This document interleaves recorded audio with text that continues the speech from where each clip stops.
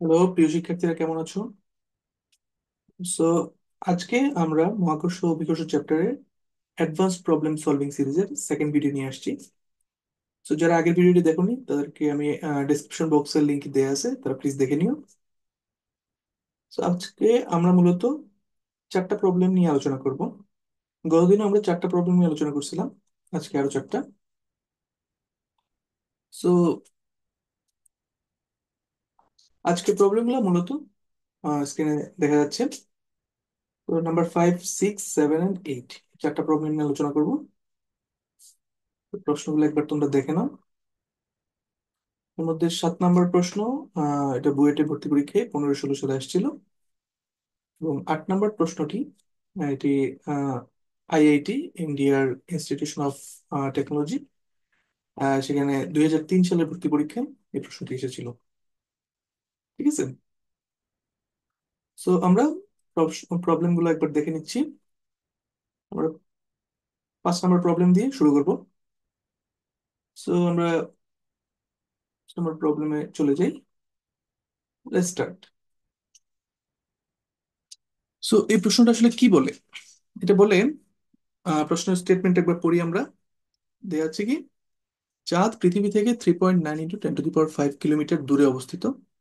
চাঁদের ভর দেয়া আছে 7.3 × 10⁻22 কিলোগ্রাম এবং পৃথিবীর ভর দেয়া আছে 6 × 10⁻24 কিলোগ্রাম।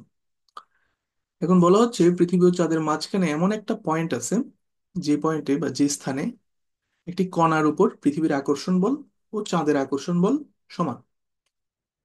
তো পৃথিবী থেকে ওই কণার বা ওই স্থানের ডিস্টেন্সটা জানতে চাইছি। ঠিক আছে। তো আমরা প্রবলেমটা খুব স্ট্রেট ফরওয়ার্ড দেখে মনে হচ্ছে। সো আমরা যদি ডায়াগ্রাম আঁকার চেষ্টা করি, সবুজটা চিন্তা করো একটা পৃথিবী, যার ভর এম, ভর কেন্দ্র দেয়া আছে এই ডট সেন্টারটা। এবং হলুদটা হচ্ছে চাঁদ, তার ভর হচ্ছে স্মল এম, এবং তাদের মধ্যবর্তী ডিস্টেন্স হচ্ছে ডি, এটা দেয়া আছে। সবই দেয়া আছে। ক্যাপিটাল এম অর্থাৎ পৃথিবীর ভর দেয়া আছে 6 × 10⁻24 কিলোগ্রাম, এবং স্মল এম 7.3 × 10⁻22 কিলোগ্রাম চাঁদের ভর, এবং মধ্যবর্তী দূরত্ব 3.9 × 10⁵ অর্থাৎ ডি এর ভ্যালু। এখন আমরা ধরে নেই সেই বিন্দুটা হচ্ছে এখানকার পি পয়েন্ট। ঠিক আছে। যেটা ধরলাম পৃথিবীর কেন্দ্র থেকে এক্স দূরত্বে অবস্থিত, এবং চাঁদ থেকে অবভিয়াসলি D - X দূরত্বে অবস্থিত হবে। ঠিক আছে। চাঁদের কেন্দ্র থেকে D - X দূরত্বে অবস্থিত। এখন আমাকে জানতে চাইছে আসলে পৃথিবী থেকে ওই স্থানে ডিস্টেন্স কত, অর্থাৎ এক্স এর ভ্যালুটা কত, সেটা আমাকে জানতে হবে। ঠিক আছে। আচ্ছা, এখন ইন্টারেস্টিংলি প্রশ্নের মধ্যে বলা হচ্ছে কি পৃথিবীর আকর্ষণ বল আর চাঁদের আকর্ষণ বল সমান ওই বস্তুকণা, কোনো একটা বস্তুকণা যদি রাখি আমরা পি বিন্দুতে। তো ধরলাম বস্তুকণাটা হচ্ছে এম 1, এখানে দেখা যাচ্ছে আমরা এম 1 একটা নীল রঙের বস্তুকণা রাখছি। আর যেহেতু দুইটা আকর্ষণ বল সমান, তার মানে এখানে আমাদের ব্যালেন্স অফ ফোর্স বা বলের সাম্যাবস্থার লাইনে হাঁটতে হবে, এবং সেইভাবে আমরা প্রবলেম সলভ করব। ঠিক আছে। এখন ব্যালেন্স অফ ফোর্স কি হবে, পৃথিবীর আকর্ষণ বল যা, সেটাই হবে চাঁদের আকর্ষণ বল, এবং এটা সাম্যাবস্থাটা তৈরি করতেছে। তাহলে আমরা দেখি পৃথিবী কর্তৃক আকর্ষণ বল কত হবে ওই ছোট এমন বস্তুটার জন্য। সেটা হচ্ছে মহাকর্ষীয় ধ্রুবক জি ইন্টু বস্তুটার ভরের গুণফল, অর্থাৎ পৃথিবীর ভর ক্যাপিটাল এম আর বস্তু কণাটার ভর M1 ডিভাইড বাই তাদের মধ্যবর্তী ডিস্টেন্সের স্কোয়ার, অর্থাৎ X²। একইভাবে চাঁদ কর্তৃক আকর্ষণ বলো আমরা একই ফর্মুলা ব্যবহার করব, জি ইন্টু বস্তুটার ভরের গুণফল। যেহেতু চাঁদের ভর স্মল এম ধরে নিছি, তাহলে স্মল এম ইন্টু বস্তু কণাটার ভর অর্থাৎ M1 divide by D - X² ঠিক আছে। এখন যেহেতু বলছে এই দুটো সমান, তাহলে আমরা লিখতে পারি এই দুটো ভ্যালু একটা ইকুয়েশন আমরা ফর্ম করলাম। ঠিক আছে। এরপর দুই পাশ থেকেই জি আর M1টা চলে যায়। ঠিক আছে। জি M1 দিয়ে দুপাশ থেকে কাটা পড়ে রইল বাকি এরকম সিম্পলিফাইড একটা ভার্সন ইকুয়েশনের। তো সেটাকে আমরা একটু আর গুণন করে আমরা এইভাবে লিখতে পারি, এক্স গুলাকে একদিকে নিয়ে নিলাম, স্কোয়ার টার্ম গুলাকে, তারপর সেটাকে পুরোটা রুট ওভার করে দিলে আমরা D - X/X পাইলাম, root over small M by capital M. ঠিক আছে। Small M by capital M এই ভ্যালুগুলো আমরা বসাই দিই। কিভাবে বসাবো? আমাদের দেয়া আছে পৃথিবীর ভর, চাঁদের ভর, পৃথিবী থেকে চাঁদের দূরত্ব ডি, এগুলো সব দেয়া আছে। তো আমরা এই সবগুলো ভ্যালুই বসাইলাম। বসানোর পরে এই root over small M by capital M যেটা, সেটার ভ্যালু আসছে ভাগ করার পরে 0.1103। ঠিক আছে।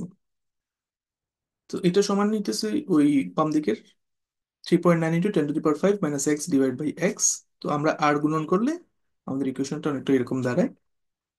তো সেখানে এক্স গুলোকে এক পাশে নিয়ে গিয়ে তারপরে আমরা এক্স এর মান বের করতে পারবো। সেটা কিরকম আসতেছে? 3.9 × 10⁵ 1.1103 কিলোমিটার। সো এখানে একটু ভুল হয়েছে, এটা আসলে কিলোমিটার হবে, যেহেতু প্রশ্নে কিলোমিটার দেওয়া ছিল।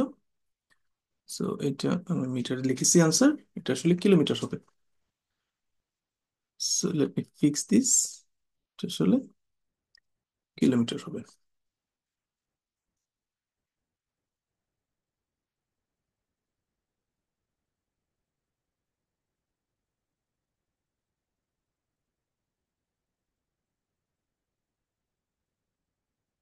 সো 3.51 × 10⁵ হচ্ছে আমার অ্যান্সার। ঠিক আছে।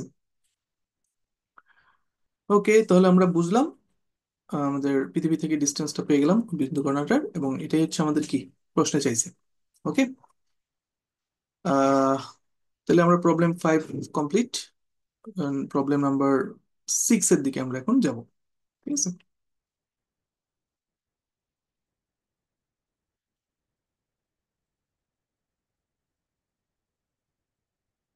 তো প্রবলেম নাম্বার 6 আমরা শুরু করি। প্রবলেম স্টেটমেন্ট একবার পড়ি। সেটা কি বলছে? পৃথিবীর ব্যাস বরাবর একটা সুড়ঙ্গ খনন করা হয়েছে, যার এক প্রান্ত থেকে একটি বস্তুকে ছেড়ে দেওয়া হলো এবং বস্তুটি সরল ছন্দিত স্পন্দনে স্পন্দিত হতে থাকলো। এখন পৃথিবীকে একটি সুষম গোলক কল্পনা করে নিয়ে আমাদের কি করতে হবে? বাধাদানকারী সকল বল উপেক্ষা করে পৃথিবীর কেন্দ্র থেকে 5 × 10⁵ মিটার দূরে বস্তুটির ত্বরণ ও দোলনের পর্যায়কাল নির্ণয় করতে হবে। ঠিক আছে। এখন দেয়া আছে পৃথিবীর ব্যাসার্ধ 6400 কিলোমিটার। ওকে, তাহলে আমরা প্রবলেমটা সলভ করার জন্য একটু ডায়াগ্রামটা আঁকার চেষ্টা করি ফার্স্টে। সো ডায়াগ্রামটা অনেকটা এরকম। সবুজ রঙের পৃথিবী, এখানে মাঝে একটা সুড়ঙ্গ আমরা কেটে নিছি বেশ বরাবর। ও হচ্ছে বৃত্তের পৃথিবীর কেন্দ্র। ঠিক আছে। আর এ হচ্ছে একটা ভূপৃষ্ঠে একটা বিন্দু। ঠিক আছে।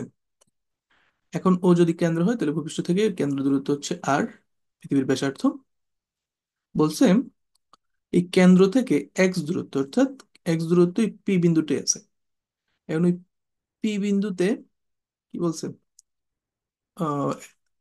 এক্স এর ভ্যালু দেয়া আছে দেখো 5 × 10⁵ তাহলে কেন্দ্র থেকে ওই এক্স দূরত্ব অর্থাৎ 5 × 10⁵ মিটার বস্তুটার ত্বরণ ও দোলনের পর্যায়কাল নির্ণয় করতে বলছে। অর্থাৎ পি বিন্দুতে বস্তুর ত্বরণ এবং দোলনের পর্যায়কালটা নির্ণয় করতে হবে আমাকে। তাহলে পি বিন্দুতে ভূপৃষ্ঠ থেকে পি এর দূরত্ব কত হবে তাহলে?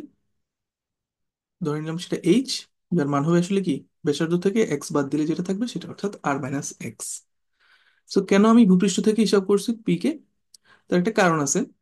কারণ পিটা আসলে কি ভূপৃষ্ঠ থেকে একটা সুড়ঙ্গ খনন করে একদম কেন্দ্রের দিকে যাওয়ার সময় আমরা একটা গভীরতায় পৌঁছে গেছি। ঠিক আছে। কত গভীরতা? এইচ গভীরতা। এখন এইচ গভীরতায় যদি পৌঁছায় যাই, ঠিক আছে, ইনফরমেশন গুলো দেওয়া আছে। পি বিন্দুতে আমাদের জানতে চাইছে বস্তুর ত্বরণ এবং বস্তুর ত্বরণকাল কত। যাই হোক, তো যেটা আমি বলতেছিলাম, এইচ গভীরতায় আমাদের অভিকর্ষজ ত্বরণ জি যেটা, সেটাকে জিএইচ যদি আমরা লিখি, সেটাই তো ওই বিন্দুতে বস্তুর ত্বরণ, অর্থাৎ পি বিন্দুতে বস্তুর ত্বরণ। ঠিক আছে। ভূপৃষ্ঠে বস্তুর ত্বরণ কত? অভিকর্ষজ ত্বরণ যেটা, অর্থাৎ জি। কিন্তু পি বিন্দুতে অভিকর্ষজ ত্বরণ হবে আসলে কি এইচ গভীরতায় যে অভিকর্ষজ ত্বরণ আছে সেটা, অর্থাৎ জিএইচ। তো যার মান আমরা জানি, এইচ গভীরতায় অভিকর্ষজ ত্বরণকে আমরা কি বলি? এই ফর্মুলা তোমরা পরিচিত। জিএইচ হচ্ছে কত? জি × 1 - এইচ ডিভাইডেড বাই আর। তাইলে আমরা পি বিন্দুতে যে ত্বরণ সেটা আমরা পেয়ে যাব কিভাবে? এই জিএইচ এর মান যদি বের করতে পারি তাহলে আমরা পেয়ে যাচ্ছি। ঠিক আছে, তো জিএইচ এর মান, দেখো এইচ এর মান আমরা সরাসরি না লিখে আমরা লিখলাম আর মাইনাস এক্স, তারপরে আমরা লসাগু নিয়ে কি পাইলাম, আর থেকে আর চলে যাচ্ছে, তাহলে এক্স বাই আর থাকতেছে শুধু। জিএইচ হচ্ছে জি ইন্টু এক্স বাই আর, এবং এ এক্স এর মান কত, 5 × 10⁵ আর এর মান কত, 6400 কিলোমিটার। ঠিক আছে, আর এইচ এর মান কত, এক্স এর মান কত ছিল, সরি, এক্স এর মান কত ছিল, পৃথিবীর কেন্দ্র থেকে 5 × 10⁵ মিটার দূরত্ব, এটা মিটারে, আর পৃথিবীর ব্যাসার্ধ হচ্ছে 6400 কিলোমিটার, এটা কিলোমিটারে। তো আমরা যখন ভ্যালুগুলো বসাই দিব, জি এর বদলে বসাবো 9.8, আর এক্স এর মানটা মিটারে আছে, সো 5 × 10⁵ মিটার বসাইলাম, আর 6400 কিলোমিটার পৃথিবীর ব্যাসার্ধকে আমি কিলোমিটারকে মিটারে কনভার্ট করে বসাইলাম, এবং ফাইনালি একটা ভ্যালু আসলো, সেটা কত, 0.7656 মিটার পার সেকেন্ড স্কোয়ার। তো এটাই হচ্ছে আসলে কি জিএইচ এর মান, অর্থাৎ পি বিন্দুতে বস্তু যে ত্বরণ সেটার মান আমরা পেয়ে গেলাম।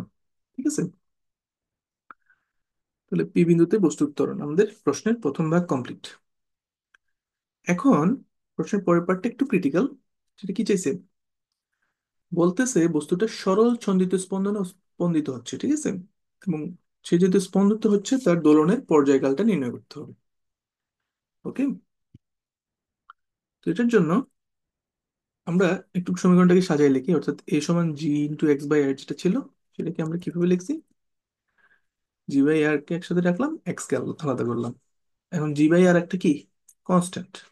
ওকে, এখন সরল সন্ধিত স্পন্দনের সূত্রানুযায়ী, সরল সন্ধিত গতিতে থাকা কোনো একটা বস্তুর সূত্রানুযায়ী আমরা কি জানি, ত্বরণ সরণের সমানুপাতিক।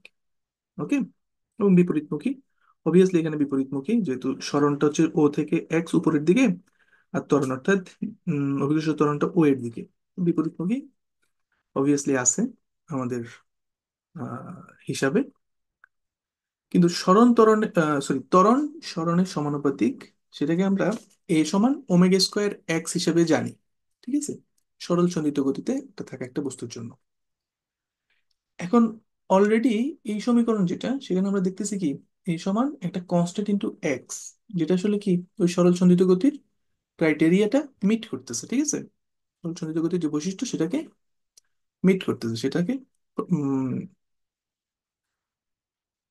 সেটা মেনটেন করতেছে। তাহলে জি বাই আরটা হচ্ছে আমার সেই ওমেগা স্কোয়ার। ঠিক আছে, তাহলে আমার সেই জি বাই আর হচ্ছে কি, আমার ওমেগা স্কোয়ার। ওকে, যেখানে ওমেগা কে আসলে 2 পাই দোলনের পর্যায়কাল।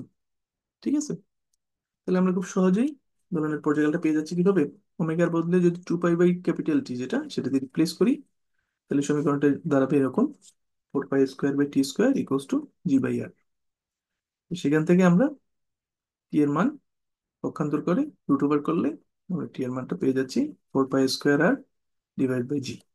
প্রত্যেকটার ভ্যালু আমরা জানি, প্রতিটার ভ্যালু যদি আমরা এখানে বসাই, ফোর জানি, পাই স্কোয়ার ভ্যালু বসালাম, আর এর বদলে 6400 × 10⁻³ বসাইলাম, আর নিচে জি এর বদলে 9.8 বসাইলাম।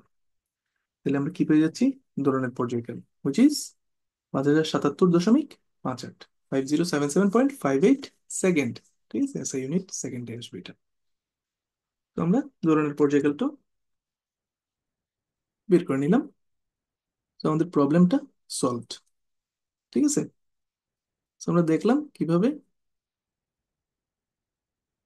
অ্যাপারেন্টলি একটা ডিফিকাল্ট প্রবলেম মনে হচ্ছিল, কিন্তু সরলচন্দ্রিত গতির যে সূত্র ছিল সেটার সাথে আমরা যখন সমীকরণ দুটাকে ম্যাচ করাইলাম, অর্থাৎ এ সমান জি বাই আর ইন্টু এক্স এবং এ সমান ওমেগা স্কোয়ার এক্স, তখনই আমাদের আসলে প্রবলেমটা একদম সহজ হয়ে গেল। ওকে, সো এটা গেল আমাদের প্রবলেম নাম্বার 6। ওকে, এখন আমরা দেবো প্রবলেম নাম্বার 7-এ।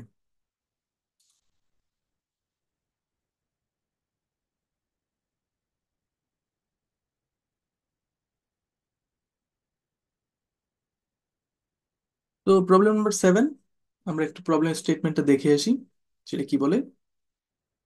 এখানে বলতেছে এম ভরের একটা বস্তুকে কেটে স্মল এম এবং capital M minus small M, মানে ক্যাপিটাল এম ভরের বস্তু ছিল সেটাকে কেটে স্মল এম আর capital M minus small M ভরের দুইটা বস্তুতে পরিণত করা হইলো। এখন ক্যাপিটাল এম এবং স্মল এম এর অনুপাত কেমন হলে বস্তুদ্বয়ের মধ্যে মহাকর্ষ বল সর্বোচ্চ হবে? এখন বস্তুদ্বয় মানে কি, এদের মধ্যে হচ্ছে এদেরটা কারা, একটা হচ্ছে স্মল এম ভরের বস্তুটা, একটা হচ্ছে capital M minus small M, এই দুইটা বস্তু, সেই দুইটা বস্তুর মধ্যে মহাকর্ষ বল সর্বোচ্চ হবে কিভাবে, কোন এম, মানে ক্যাপিটাল এম আর স্মল এম এর কোন অনুপাতের জন্য। তো এটা হচ্ছে আমাদের প্রশ্ন। এটা আসছে বুয়েট 15-16 সালে রিটেন পরীক্ষায় আসছিল এটা, বুয়েটের ভর্তি পরীক্ষায়। ঠিক আছে। সো আমরা ডায়াগ্রামটাকে একটু চিন্তা করি কিরকম হচ্ছে আসলে। সো দেখতেছো আমি মাঝখান থেকে একটা জিনিস কেটে নিচ্ছি, এখান থেকে ক্যাপিটাল এম ভরের বস্তু ছিল, মাঝখান থেকে একটা জিনিস কেটে নিয়ে সেটাকে কি করলাম, পাঠিয়ে দিলাম আর দূরত্বে। ঠিক আছে, তাহলে আর দূরত্বে পাঠানোর কি হলো, আর দূরত্বে পাঠালে আরেকবার দেখি আমরা, আর দূরত্বে পাঠালে ভরটা হয়ে গেল এখানে capital M minus small M, আর দূরত্বে ওই স্মল এম ভরের বস্তুটা নিয়ে গেলাম। ওকে। এখন চাইছে কি মহাকর্ষ বল সর্বোচ্চ কখন হবে, আর ক্যাপিটাল এম এবং স্মল এম এর অনুপাতটা কত হলে মহাকর্ষ বলটা সর্বোচ্চ হবে, এটা চাইছে। ঠিক আছে। তো এখানে তোমাদেরকে নিজেদেরকে একটু কোশ্চেন করতে হবে, সেটা কি, কার জন্য মহাকর্ষ বল সর্বোচ্চ হবে। ঠিক আছে, কার জন্য মানে কি, অর্থাৎ এর হচ্ছে কোন ভেরিয়েবলটার জন্য মহাকর্ষ বলটা সর্বোচ্চ হবে, কোন ভেরিয়েবলটা পরিবর্তনের কারণে মহাকর্ষ বলটা সর্বোচ্চ হচ্ছে। ঠিক আছে।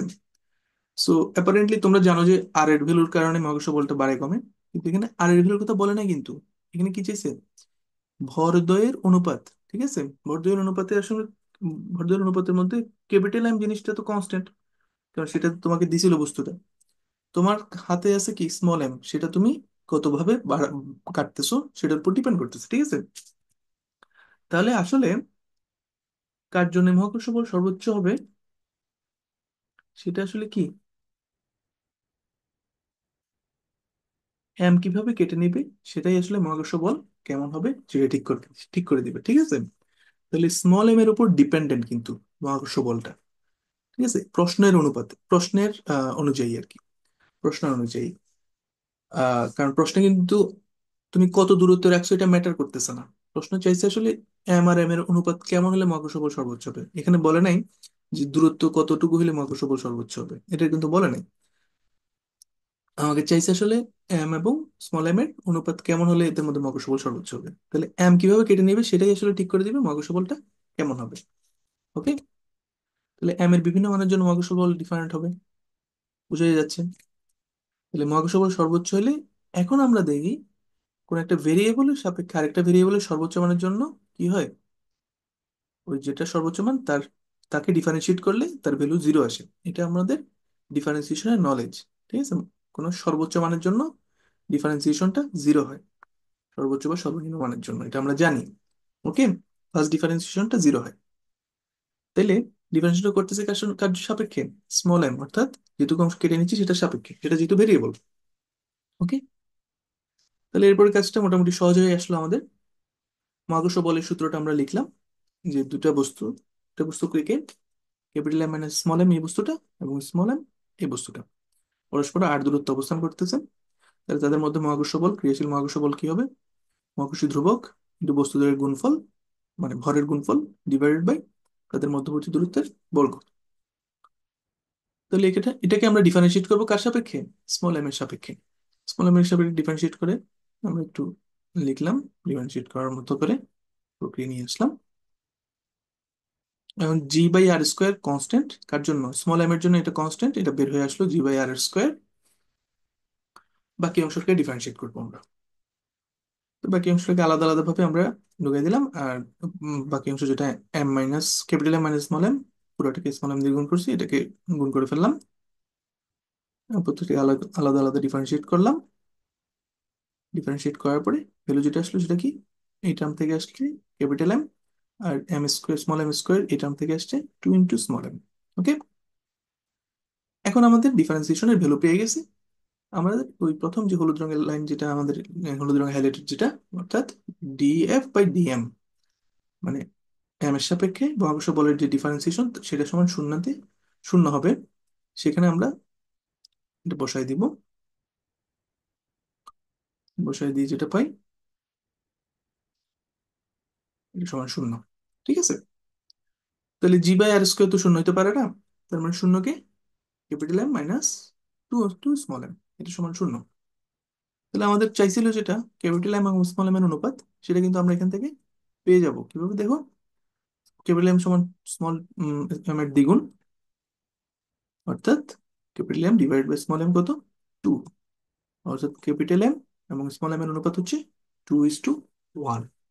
সো এটাই আসলে আমাদের অ্যান্সার। তুমি ঠিক অর্ধেক ভরের অংশ কেটে যদি নাও, তাহলেই কেবলমাত্র এদের মহাকর্ষ বলটা সর্বোচ্চ হবে। ঠিক আছে, সো এটা হচ্ছে আমাদের প্রবলেমটা সলভ করা হয়ে গেল। আমাদের আইডিয়াটা কাজে লাগছে কি, এই সর্বোচ্চ ভ্যালু হওয়ার জন্য ম্যাক্সিমার যে কনসেপ্ট ডিফারেন্সিয়েশনের, সেই আইডিয়াটা এখানে কাজে লাগছে। তো এখানে ভেরিয়েবল আইডেন্টিফিকেশন হচ্ছে এই প্রবলেম সলভ করার একদম বেসিক আইডিয়া, অথবা একদম মানে যেটাকে আমরা বলবো কোর কনসেপ্ট। ঠিক আছে, ভেরিয়েবলটাকে আইডেন্টিফাই করা। সো আমরা প্রবলেম নাম্বার 7 অলরেডি দেখে ফেলছি। এখন আমাদের লাস্ট প্রবলেম আজকে 8 নম্বর প্রবলেম, সেদিকে যাই। 8 নম্বর প্রবলেম আমরা অলরেডি রেডি করা আছে। সো প্রবলেম স্টেটমেন্ট একবার পড়ি। প্রবলেমে কি বলে,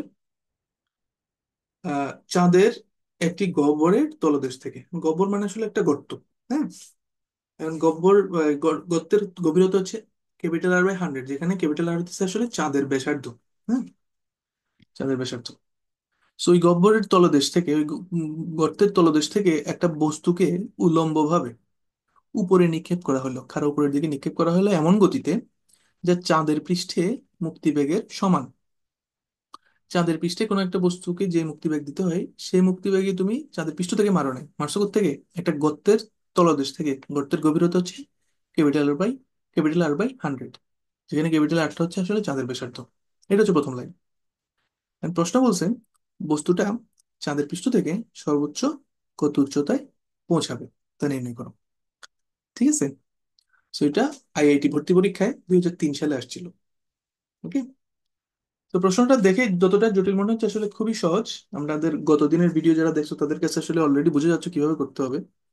তারপরেও আমরা বলতেছি যে এটার জন্য আমাদের তোমাদের প্রথমে কি করতে হবে, নিজেকে কোয়েশ্চেন বলছিলাম না, এই ধরনের কোয়েশ্চেন যখন সলভ করবে দুইটা রাস্তায় হাঁটার চেষ্টা করবো। একটা হচ্ছে ফোর্স অথবা এনার্জি। আমাদের ফোর্সের রাস্তায় হাঁটবো না এনার্জির রাস্তায় হাঁটবো? প্রথমেই আহ আচ্ছা, এখানে ডায়াগ্রামটা একটু দেখাই। ডায়াগ্রামটা হচ্ছে কি, এটা চাঁদের ওই গোলটা চাঁদ, এই গর্তটাকে আমি এখানে দেখাইলাম। তো এই গর্তের তলদেশে ওই স্মল এম্বরের বস্তুটা আছে, সেটাকে ওই ভি বেগে মারা হইলো উপরের দিকে। হ্যাঁ, এখানে দেখো আর হইতেছে কি চাঁদের ব্যাসার্ধ, সেন্টার থেকে পৃষ্ঠ পর্যন্ত। আর এই গর্তের গভীরতা হইতেছে r/100। ঠিক আছে, তো এটা কত দূর উপরে উঠবে এটা হচ্ছে প্রশ্ন। তো আসলে কি বস্তুটা চাঁদের পৃষ্ঠ থেকে সর্বোচ্চ কত উচ্চতায় পৌঁছাবে। হ্যাঁ, তো এখানে ডান পাশে দেখো ওই বস্তুটা মনে করলাম ওই এইচ উচ্চতায় পৌঁছে গেছে ওই পৃষ্ঠ থেকে। হ্যাঁ, স্মল এইচ উচ্চতায় পৌঁছে গেছে। তো এই স্মল এইচটা আসলে আমাদের নির্ণয় করতে হবে। এখানে দেয়া আছে নিক্ষেপণ বেগ আসলে কি চাঁদের পৃষ্ঠে মুক্তি বেগ, সেটা সূত্র আমরা জানি কি, √2 × g গ্রহের ভর। গ্রহের ভর হতেছে ক্যাপিটাল এম, চাঁদের ভর যেটা, গ্রহ বলতে এখানে উপগ্রহ বোঝাচ্ছে মানে চাঁদ বোঝাচ্ছে আর কি। ঠিক আছে, চাঁদের ভর ক্যাপিটাল এম ডিভাইড বাই চাঁদের ব্যাসার্ধ যেটা আর। সো এই সূত্র আমরা জানি। সো এটা হচ্ছে চাঁদের পৃষ্ঠে মুক্তি বেগ যেটা। হ্যাঁ, আর এটাই হচ্ছে আমাদের ওই বস্তুটার নিক্ষেপণ বেগ অর্থাৎ ভি এর মান। যেটা বলতেছিলাম, আমরা শক্তির কনসেপ্ট ইউজ করবো নাকি ফোর্সের কনসেপ্ট ইউজ করবো? যেহেতু সব সময় বস্তুদ্বয় আসলে কে কে, চাঁদ অর্থাৎ ক্যাপিটাল এম, আর স্মল এম যে বস্তুটা আছে সেটা, এদের মধ্যকার দূরত্ব সর্বদা একই থাকতেছে না। মানে এই যে বিবেগে মারলে বস্তুটা প্রতিনিয়ত উপরের দিকে উঠতে থাকে এবং প্রত্যেকটা বিন্দুতে সে ডিফারেন্ট ডিফারেন্ট মহাকর্ষ বল ফিল করবে। কারণ চাঁদের থেকে দূরত্ব যত বাড়তে থাকবে, আমরা যে দূরত্বের সাথে মহাকর্ষ বলটা ডিপেন্ডেন্ট, তাই না, মহাকর্ষ বলের যে সূত্র অনুযায়ী। তাহলে প্রত্যেকটা বিন্দুতে ডিফারেন্ট ডিফারেন্ট মহাকর্ষ বল সে ফেস করবে, পরিবর্তনশীল বল। তাহলে এই কারণে ফোর্সের কনসেপ্টের থেকে আমাদের এনার্জির কনসেপ্টটা ব্যবহার করাটা বেটার। ওকে, তো এটা যারা আগের ভিডিওটা দেখো নাই তারা আরেকবার দেখে নিও, তাহলে তোমরা বুঝতে পারবে আগের ভিডিওর চারটা প্রবলেমই আসলে আমাদের এই কনসেপ্ট গুলো দিয়েই আমরা অ্যাপ্রোচে সলভ করার চেষ্টা করছি, এই অ্যাডভান্স প্রবলেম গুলো। ঠিক আছে। সো আমাদের এরপরে চলে যাই আসলে এনার্জির কনসেপ্টে আমরা কি জানছিলাম। এটা হচ্ছে it's all about force and energy. Force থাকলে আমাদের করতে বলছিলাম কি, ব্যালেন্স অফ ফোর্স বা বলের সাম্যাবস্থাকে চেক করতে বলছিলাম। মানে ওটা ছিল আমাদের প্রবলেম সলভের একদম স্টার্টিং পয়েন্ট, এখান থেকে আমাদের প্রবলেম সলভ শুরু করতে হবে। আর এনার্জি যদি ওরিয়েন্টেশনে বা এনার্জি দিয়ে যদি আমরা প্রবলেম সলভ করার চেষ্টা করি, সেক্ষেত্রে আমাদের স্টার্টিং পয়েন্ট হচ্ছে শক্তির সংরক্ষণশীলতা নীতি বা কনজারভেশন অফ এনার্জি। সেটাই হচ্ছে আমাদের প্রবলেম সলভের সূচনা। সো এটা যেহেতু এনার্জি রিলেটেড, এনার্জির ওরিয়েন্টেশন আমরা প্রবলেম সলভ করবো, তাহলে আমাদের এই কনজারভেশন অফ এনার্জি দিয়ে আমাদের হবে স্টার্টিং পয়েন্ট। ওকে। তো এখানে যে ভ্যালুগুলো জানা আছে অলরেডি সেগুলো লিখলাম। শক্তি সংরক্ষণশীলতা নীতি কি বলছে, যে স্মল এম ভরের বস্তুটা, তার গতিটাকে তো আমরা ব্যাখ্যা করবো। সে যদি সর্বোচ্চ উচ্চতা তার জন্য বের করতেছি, তো তার গতিটাকে আমরা অ্যানালাইসিস করতে চাচ্ছি। হ্যাঁ। তো সেই বস্তুটার জন্যই আমাদের শক্তি সংরক্ষণশীলতা নীতিটা প্রয়োগ করবো। সেটা কি আসলে, প্রাথমিক অবস্থায় তার যে মোট শক্তি, সেটা হবে আসলে কি শক্তি সংরক্ষণশীলতা নীতি অনুযায়ী সর্বোচ্চ উচ্চতায় তার মোট শক্তির সমান হবে। প্রাথমিক অবস্থায় স্মল এম্বরের বস্তুটার যে শক্তি, মোট শক্তি, সেটা হবে সর্বোচ্চ উচ্চতায় তার মোট শক্তির সমান। এখন মোট শক্তিতে কি আছে, সবসময় জানি বিভব শক্তি এবং গতিশক্তি থাকবে। তাহলে প্রাথমিক অবস্থায় তার মোট শক্তির ভিতরে আসলে বিভব শক্তিও থাকবে, প্রাথমিক অবস্থার গতিশক্তিটাও থাকবে। একইভাবে সর্বোচ্চ উচ্চতায় মোট শক্তির মধ্যে সর্বোচ্চ উচ্চতায় বস্তুর বিভব শক্তিও থাকবে, গতিশক্তিও থাকবে। ঠিক আছে। তো প্রথমে আমরা দেখবো প্রাথমিক অবস্থার বিভব শক্তি। এখানে ইয়েলো মার্ক করা আছে, এটা আমরা বের করব। তো এটা বের করার জন্য প্রাথমিক অবস্থায় আমরা কি দেখতেছি, চাঁদের কেন্দ্র আর বস্তুটার দূরত্বটা আমাদের জানতে হবে। তো আমরা দেখতে পাচ্ছি বস্তুটা যেহেতু ওই R/100 গভীরতার একটা গর্তের ভিতরে ফেলানো অবস্থায় আছে, মানে গর্তের তলদেশে আছে, তাহলে কেন্দ্র থেকে তার দূরত্ব কত, কেন্দ্র থেকে ওই ব্যাসার্ধ থেকে যদি ওই R/100 বিয়োগ করে দেই, সেটাই হবে কি বস্তু এবং কেন্দ্রের মধ্যবর্তী দূরত্ব, চাঁদের কেন্দ্রের সাথে বস্তুর দূরত্ব যেটা যেটা। ওকে। তো এখানে লেখা হয়েছে, সেটাকে যদি আমরা একটু সরল করি, তাহলে 99 আর ডিভাইড বাই 100 আসে আর কি, 99 ইন্টু ক্যাপিটাল আর, অর্থাৎ চাঁদের ব্যাসার্ধ ডিভাইড বাই 100। তাহলে বস্তুর বিভব শক্তি কত, আমাদের ফর্মুলা কি জানি, -g ইন্টু বস্তু দৈর্ঘ্যের গুণফল ডিভাইড বাই তাদের মধ্যবর্তী দূরত্ব। তো -g মহাকর্ষীয় ধ্রুবক ইন্টু বস্তু দৈর্ঘ্যের গুণফল অর্থাৎ চাঁদের ভর ইন্টু ওই স্মল এম ভরের বস্তুটা ডিভাইড বাই তাদের মধ্যবর্তী দূরত্ব কত, একটা কি বের করছি, 99 R/100। তো 100 উপরে উঠে যাবে, তো জিনিসটা হবে এরকম, 100 into G into capital M into small M divide by 99 R, আর একটা মাইনাস সাইন সহকারে। বিভব শক্তি অলওয়েজ নেগেটিভ হয়, এটা আমরা জানি। এখন দেখবো প্রাথমিক অবস্থায় গতিশক্তিটা কত। তো প্রাথমিক অবস্থায় নিক্ষেপণ বেগ আছে না একটা, ভি, যাদের পৃষ্ঠে মুক্তিবেগের সমান, অর্থাৎ √2gm/r। তো তার জন্য তার গতিশক্তি কত হবে, তার গতিশক্তি হবে ½ mv², ওই ছোট স্মল এম ভরের বস্তুটা। ওই স্মল ভি স্কোয়ার যেটা, সেটার বদলে ওই নিক্ষেপণ বেগ যেটা √2gm/r, সেটা যখন আমরা বসে স্কোয়ার করবো, তো √2 উঠে যাবে। সো আলটিমেটলি এরকম একটা জিনিস আসবে, G into capital M into small M divide by R, ওই সামনের হাফ, ওই √2 ভিতরের হাফটা যেহেতু √2 উঠে গেছে, ওইগুলো কাটাকাটি গিয়ে ওটা থাকতেছে না আর কি। সো এরকম থাকবে বস্তুর গতিশক্তি। ওকে। তাহলে এই দুটোর যোগফল কি হবে, এই দুটোর যোগফল হবে প্রাথমিক অবস্থায় বস্তুর মোট শক্তি। তাহলে সেটা এখন বসাবো আমরা। আমরা বসাই দিলাম প্রাথমিক অবস্থায় বস্তুর মোট শক্তি বসাইলাম বাম সমীকরণের বাম পক্ষে, আর সমীকরণের ডান পাশে সর্বোচ্চ উচ্চতা, বিভব শক্তি এবং গতিশক্তি, সেটা আমরা বের করবো এরপরে। সো পরের স্টেজে চলে যাই, সর্বোচ্চ উচ্চতায় বস্তুর বিভব শক্তি, এটা বের করি। ঠিক আছে। সো দেখি সর্বোচ্চ উচ্চতায় কি, চাঁদের কেন্দ্র আর বস্তুর দূরত্ব কত হবে, বোঝাই যাচ্ছে। চাঁদের পৃষ্ঠ থেকে কেন্দ্র পর্যন্ত দূরত্ব হচ্ছে চাঁদের ব্যাসার্ধ, আর পৃষ্ঠ থেকে বস্তুর উচ্চতা হইতেছে এইচ, যেটা আমরা বের করতে হবে আমাদের। তাহলে দুটোর যোগফল কি হবে, বস্তু থেকে চাঁদের কেন্দ্রের মধ্যবর্তী দূরত্ব, অর্থাৎ ক্যাপিটাল আর প্লাস এইচ। ওকে। তাইলে কি হলো, সর্বোচ্চ উচ্চতার বিভব শক্তিটা আমরা পেয়ে যাব। বিভব শক্তির ফর্মুলাতে যদি বসাই, -g ইন্টু ভরদয়ের গুণফল অর্থাৎ চাঁদের ভর ইন্টু বস্তুর ভর ডিভাইড বাই তাদের মধ্যবর্তী দূরত্ব। তো এটা হচ্ছে বস্তুর বিভব শক্তি আমরা পেয়ে গেলাম সর্বোচ্চ উচ্চতায়। এখন আসি সর্বোচ্চ উচ্চতায় গতিশক্তি কত। এটা ইন্টারেস্টিংলি, সর্বোচ্চ উচ্চতা বলার মানে কি, যে বস্তুটাকে যে বেগ দেওয়া হয়েছে ওই সর্বোচ্চ উচ্চতার পরে আর উঠতে পারবে না সে, তাই না? তাহলে সর্বোচ্চ উচ্চতায় গেলে কি, সর্বোচ্চ বলার মানে হচ্ছে সর্বোচ্চ বলার মানে হচ্ছে কি, ওই উচ্চতার উপরে তো আর উঠতে পারতেছে না, তাহলে ওখানেই তার ব্যাগটা শেষ হয়ে যাবে। কারণ ওখানে যদি আরো ব্যাগ থাকতো, অবশিষ্ট থাকতো, তাহলে তো সে আরো উপরে উঠার চেষ্টা করতো এই পয়েন্ট থেকে।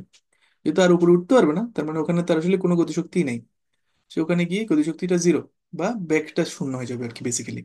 এই কারণে গতিশক্তিটা শূন্য। সো এটাই লিখছি এখানে, বস্তুর গতিশক্তিটা শূন্য হবে কারণ সর্বোচ্চ উচ্চতায় বস্তুর ব্যাগ হবে শূন্য। তাহলে এই সর্বোচ্চ উচ্চতায় মোট শক্তিটা পেয়ে যাবো, এই দুটো যোগফল। একটা তো জিরো, তার মানে বাকি বিভব শক্তি যেটা সেটাই থাকবে খালি। সো এখানে লিখলাম। হুম, তাহলে আমাদের ইকুয়েশন ফর্ম হয়ে গেছে, এবং খুবই সহজ ইকুয়েশন, দেখেই বোঝা যাচ্ছে এটা আসলে খুবই সলভেবল একটা জিনিস। এবং এটাকে আমরা যদি একটু সিম্পলিফাই করি, minus G into capital M into small M divide by R common নিলাম বাম পাশ থেকে।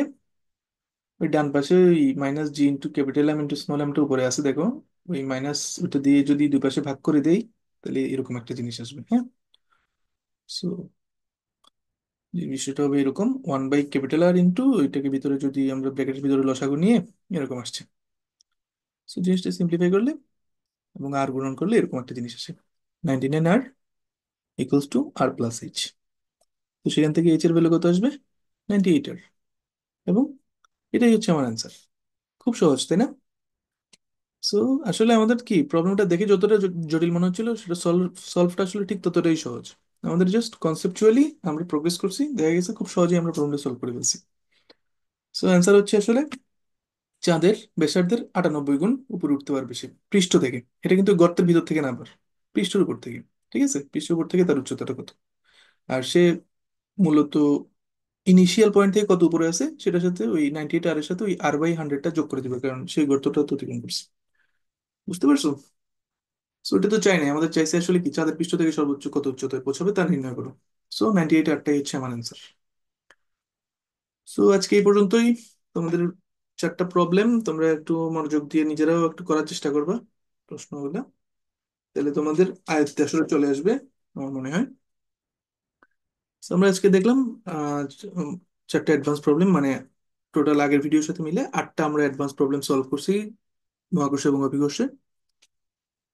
সো আশা করি তোমাদের ভালো লাগতেছে। তোমরা কিপ ইন টাচ। আমরা আরো নতুন নতুন ভিডিও নিয়ে আসবো এরপরে, আরো চারটা এরকম অ্যাডভান্স প্রবলেমের একটা ভিডিও তৈরি করব। সো ততদিন পর্যন্ত কিপ ইন টাচ, ভালো থাকো, এবং হ্যাভ ফান উইথ ফিজিক্স। তোমাদের, আশা করি তোমাদের কাজে লাগবে।